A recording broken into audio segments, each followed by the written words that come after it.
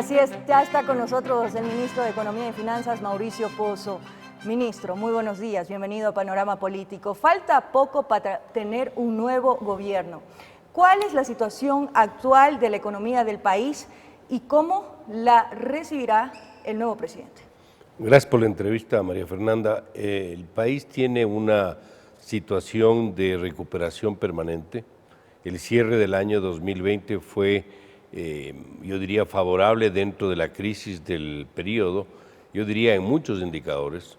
En primer lugar, hubo una reducción en el déficit fiscal que estaba estimado en un principio en 8.700 millones, cerró en 7.700.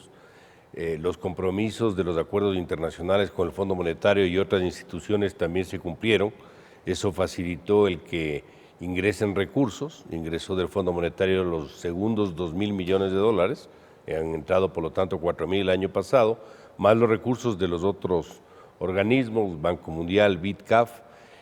Las cifras de recuperación de impuestos también muestran una convalecencia. Noviembre y diciembre fueron buenos meses. Diciembre del año pasado contra diciembre del año previo muestra un crecimiento a pesar de todavía ser un año difícil. El empleo de igual manera, la liquidez en el sistema financiero está creciendo en términos de depósitos sobre el 10%. ¿Se puede decir que ha mejorado la economía? Ha mejorado dentro de la situación difícil que se ha vivido, ha mejorado y este año vamos a estar mejor. ¿Cuánto podría ser la mejora? Bueno, fíjese que el año pasado se estimaba que la recesión significaba una caída de producción de casi el 11%. Ahora va a ser del 9,5% de acuerdo al Fondo Monetario y del 9% de acuerdo al Banco Central. No digo con esto que sea una caída pequeña, pero sin duda es menor que la que estaba antes prevista y esto es el resultado de, yo diría, varios factores. Uno de ellos, el ordenamiento de las finanzas públicas, el esfuerzo que se está haciendo, la confianza en el sector privado donde la transaccionalidad sube y por lo tanto la recaudación también mejora. Y este es un proceso que tiene que ir poco a poco hacia adelante, por eso es bueno anticipar que este año 2021 va a ser un año bastante mejor que el año pasado. No digo que vamos a recuperar el 2019. Va a ser difícil, pero no tan severo como fue el año 2020. ¿Por qué? Porque los indicadores que estamos observando así lo confirman.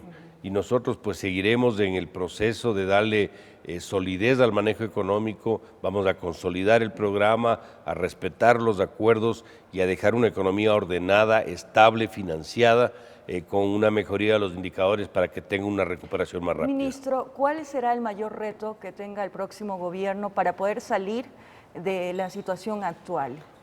La economía es una actividad donde usted tiene la necesidad de aplicar principios de perseverancia, de constancia, de aplicación de políticas y de reformas.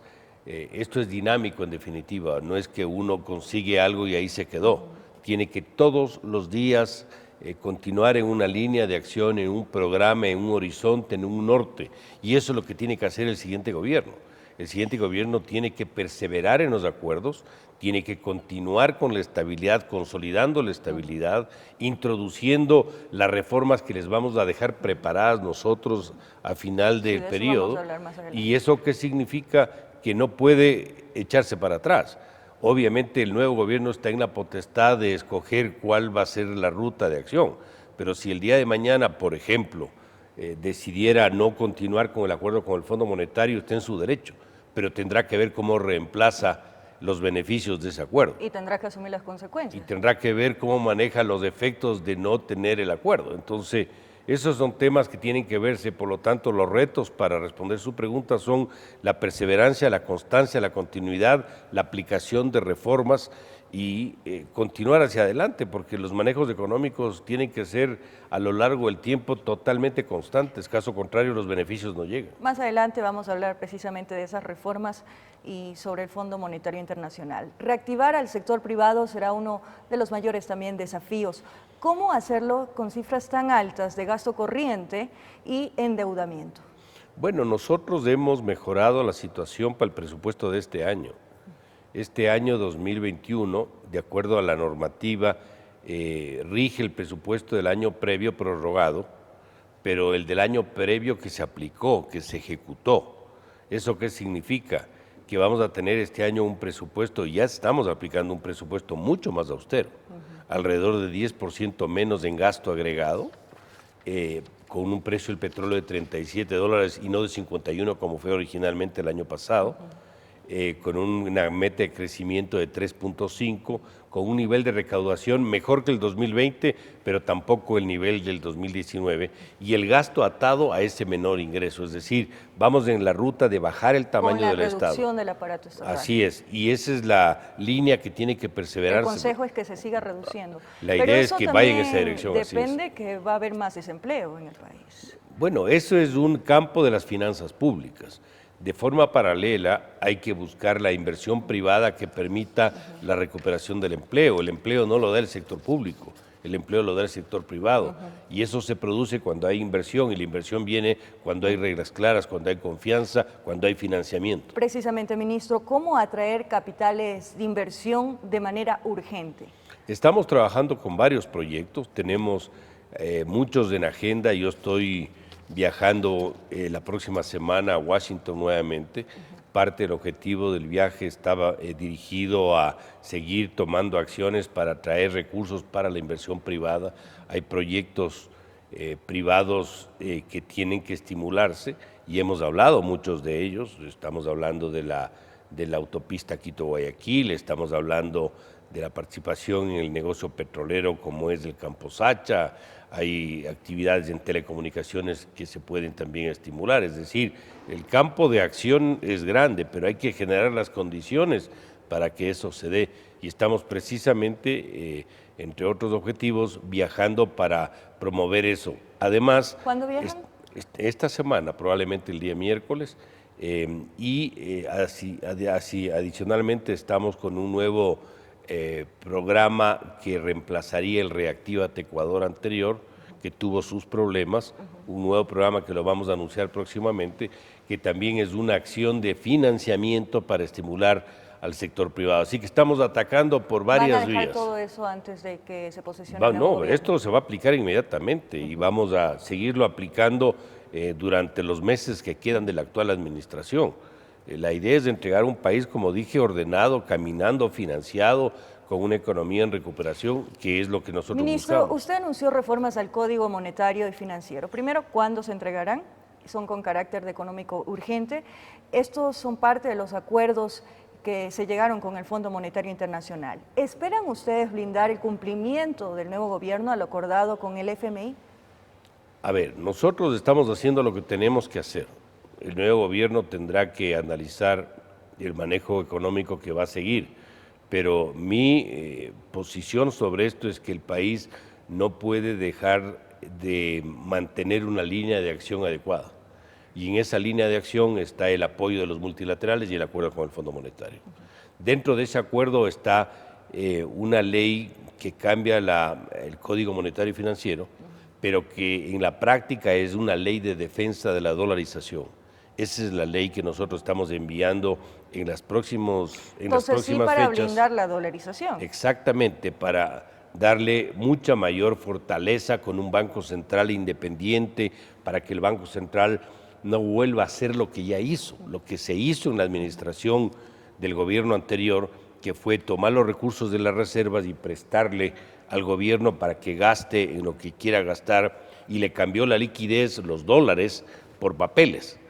Eso debilitó el patrimonio del Banco Central. Hay que recuperar la independencia técnica, hay que abrir los balances del Banco Central como tuvo siempre y que también lo eliminaron en el gobierno anterior. Todo eso hay que hacer. ¿Qué significa la autonomía del Banco Central? Algunos detractores dicen que se le va a entregar el Banco Central a la banca privada y que ya no será del Ejecutivo, del gobierno, sino de la banca privada. Bueno, primero, el Banco Central en toda la región y en la gran mayoría de países tiene estas características. No es que esto es un tema aislado de lo que pasa en el entorno internacional. Aquí se requiere una institución autónoma que no sea el gobierno, pero tampoco sea el sector privado, sino una institución donde la nominación de su cuerpo directivo sea enviado en base a una terna a la Asamblea Nacional para que la Asamblea escoja de la terna que se envía los 5 miembros que formarían el directorio del Banco Central. Justamente, ministro, sobre aquellos, las juntas bancarias han sido seriamente cuestionadas. ¿Por qué esta será diferente a las del pasado? Nunca se puede decir que existe perfección en la nominación de las personas, pero obviamente el perfil que se esté esperando de los funcionarios que estén a cargo del directorio del Banco Central es un perfil técnico, perfil de personas que tengan la experiencia práctica y académica suficiente para poder cumplir ese rol, y nosotros en ese sentido estamos esperanzados en que se tenga la convicción que esto es una necesidad del país. Esto no es del gobierno, esto no es del Ministerio de Economía. El Ecuador necesita un Banco Central independiente y la dolarización necesita alguien que precautele su sostenibilidad en el tiempo. Fíjese que la pérdida de reservas internacionales, producto de lo que expliqué, que prestaron al Estado, al gobierno de la administración anterior, significó una merma de 8.000 millones de las reservas internacionales. Eso poco a poco ha venido recuperándose. Ahora ya tenemos saldos en promedio que superan los 5.000 millones de dólares, pero eso hay que seguir. ¿Para qué? Para que los depósitos que están en el central, que es la plata de la gente a través de las cuentas de encaje bancario, la plata de los gobiernos seccionales, la plata del propio gobierno central, tenga el respaldo suficiente y que no haya la posibilidad de que tengamos una debilidad y el descalce que ahora tenemos. El descalce ahora es más de 6.000 millones de dólares. Quiere decir, ministro, si hacemos un análisis de lo que va a suceder en los próximos días, si se aprueba esta reforma en la Asamblea Nacional con carácter de económico urgente, esto blindaría precisamente que ningún gobierno que llegue pueda echar abajo la dolarización. Bueno, esta es una ley y la ley tiene que respetarse. Esto es un elemento que le da solidez a la dolarización para que mañana no vengan aventureros del manejo económico y quieran regalarle $1.000 a la gente con plata de las reservas internacionales, que es como quitarle al vecino de la una casa la plata para darle al vecino de la otra casa la plata. Aquí no se puede aventurar en el manejo económico, aquí hay que ser responsable. Si el día de mañana quieren utilizar 30 centavos, 50 centavos de moneda fraccionaria, pues necesitan 30 centavos o 50 centavos de dólares que respalden esa operación. Ministro, antes de irnos a una pausa, ¿a quién tienen en mente, si nos puede decir, para presidir esa junta? Sería interesante conocer, para ponerlo en debate de los ciudadanos, quiénes podrían conformarla. Yo creo que es muy prematuro todavía, María Fernanda, hablar de nombres. Yo creo que ahora debemos concentrarnos en entender bien por qué esta ley de defensa de la dolarización es importante y es fundamental. Enviar a la Asamblea Nacional, hacer todas las explicaciones que sean del caso. El equipo técnico del Ministerio está para eso, el Banco Central de igual manera. Y una vez aprobada la ley, pues habrá que empezar a ver qué alternativas de nombre se pueden tener. Pero se garantiza que sean personas Tienen transparentes. que ser, las instituciones se hacen Porque la terna por las va del personas. Ejecutivo, ¿no? Pero Será por responsabilidad supuesto, de y ahí ustedes. hay una responsabilidad en el escogitamiento de los nombres para que cumplan de la mejor forma las funciones que estamos buscando cumplan. Así Gracias, que esperemos ministro que esto Pozo. se... Vamos a una pausa, Por supuesto. pero ya seguimos con el ministro de Estado para seguir evaluando la situación actual económica del país. Siga con nosotros en Panorama Político.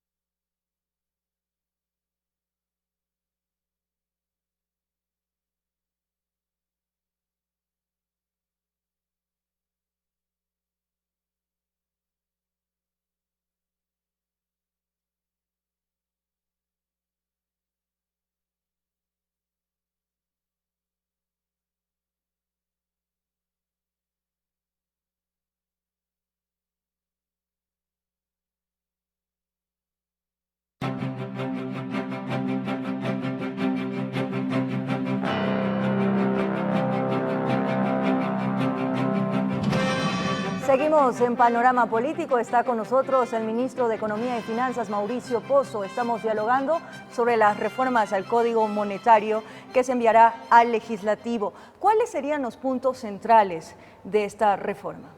Bueno, primero tener la seguridad de que vamos a ir en un proceso de recuperación de reservas internacionales. Eso se logra con austeridad fiscal por un lado, y eso se logra con una estructura donde se vaya calzando las obligaciones del Banco Central, que son los depósitos que recibe, con los activos de reservas.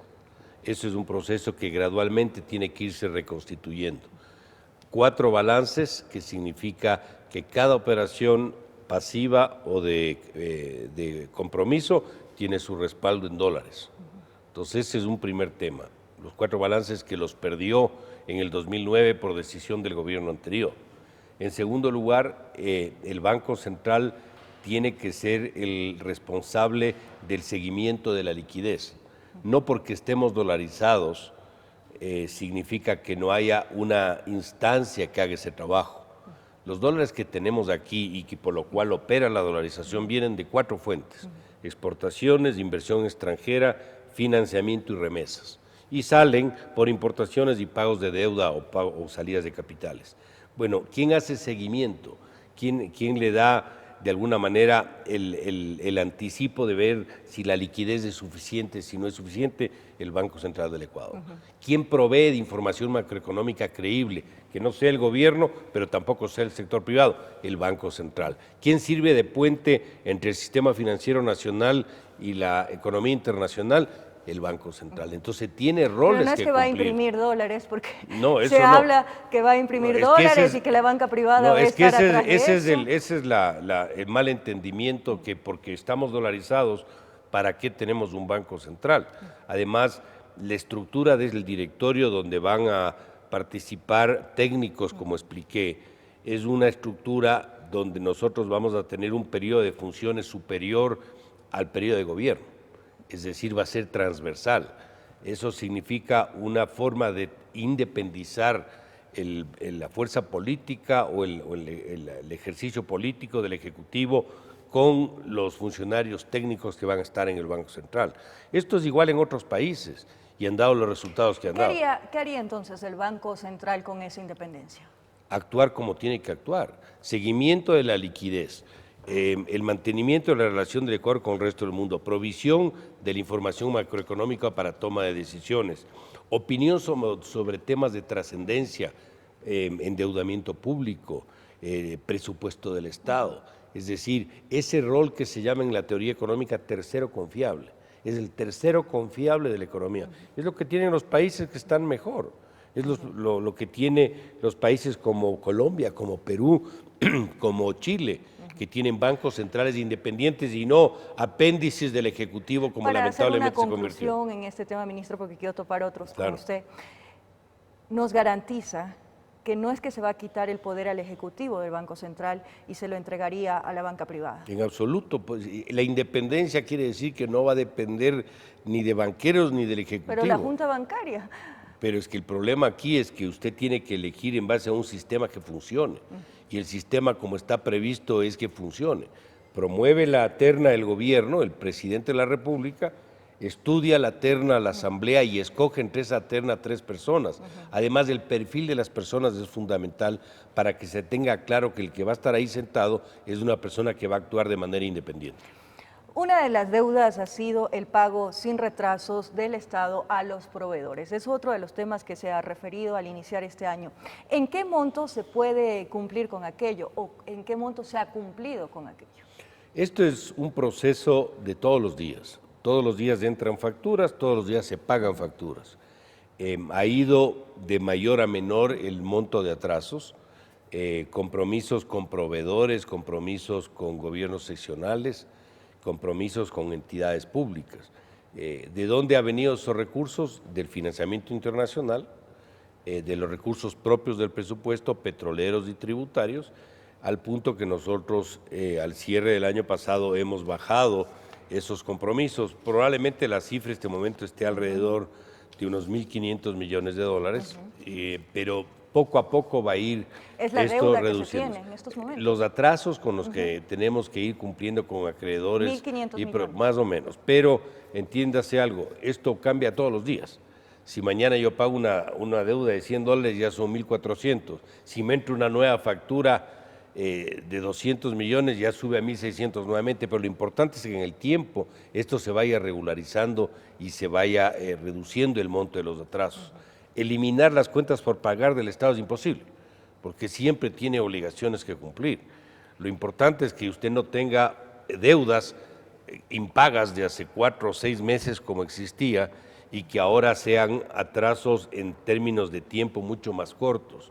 Esto se va a ir cumpliendo poco a poco y se va a ir adecuando. Ministro Pozo, en el ámbito laboral y tributario, usted ha asegurado que estas reformas quedarán en manos del próximo gobierno, pero que serán entregados insumos. ¿De qué se trata esos insumos y qué aconsejaría al próximo presidente en este sentido? Nosotros estamos trabajando en 3 reformas que van a entregarse al próximo gobernante en el ámbito tributario, laboral y pensional de la Seguridad Social.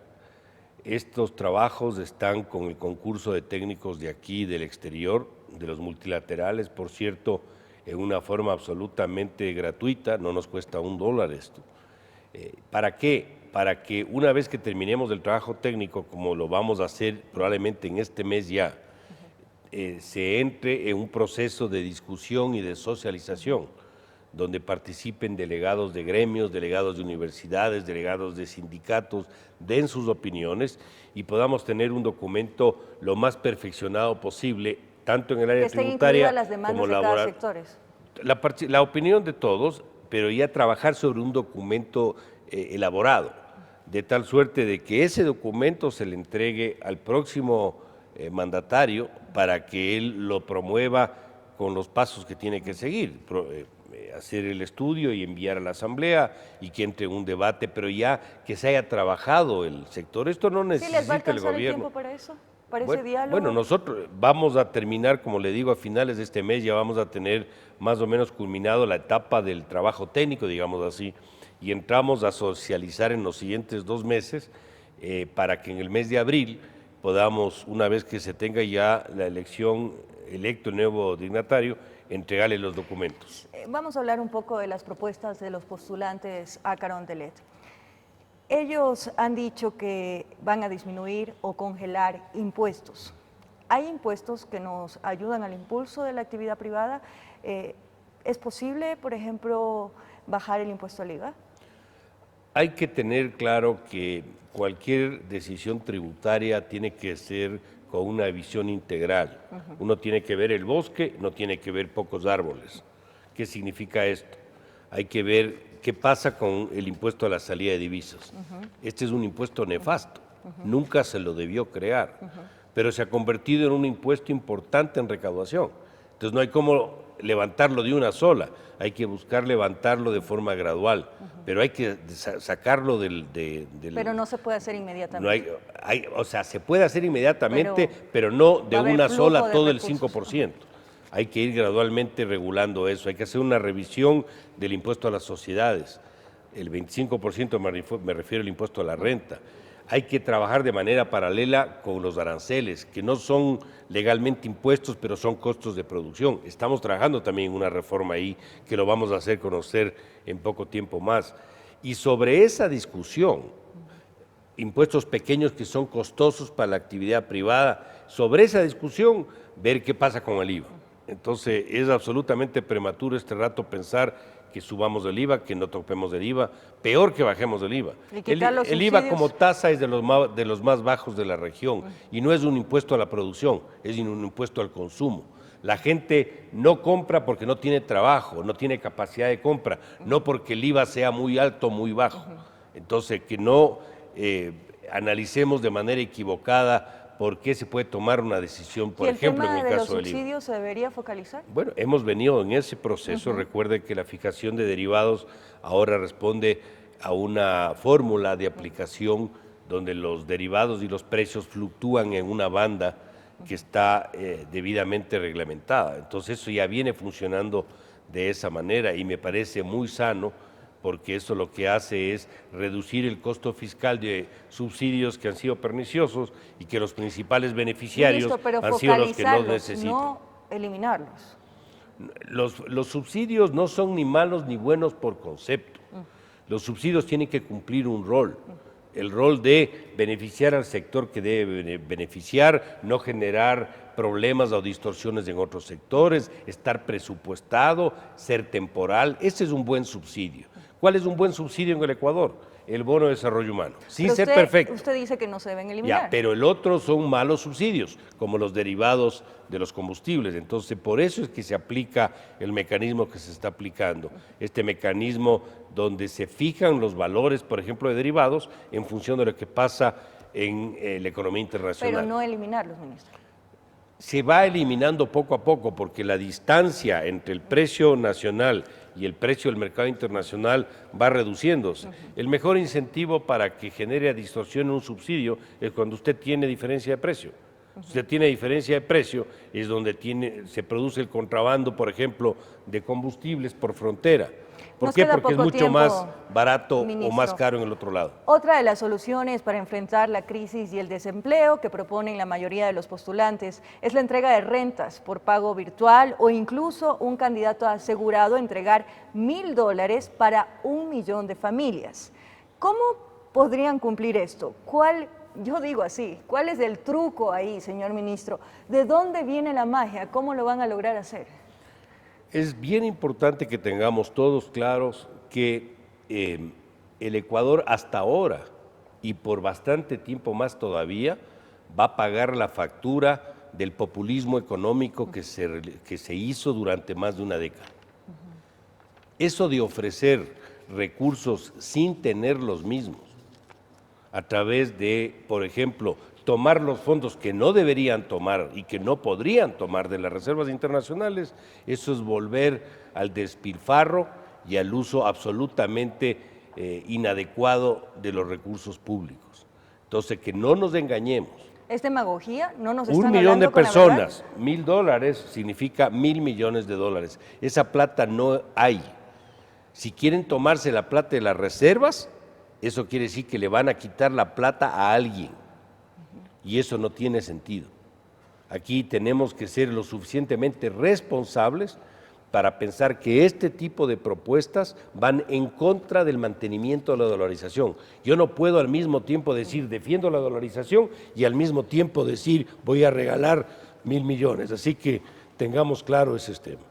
Le agradecemos, ministro Mauricio Pozo, por estar con nosotros aquí en Panorama Político. Al regresar, conoceremos las propuestas del candidato Gerson Almeida del Movimiento Ecuatoriano Unido. Ya regresamos aquí en TVC.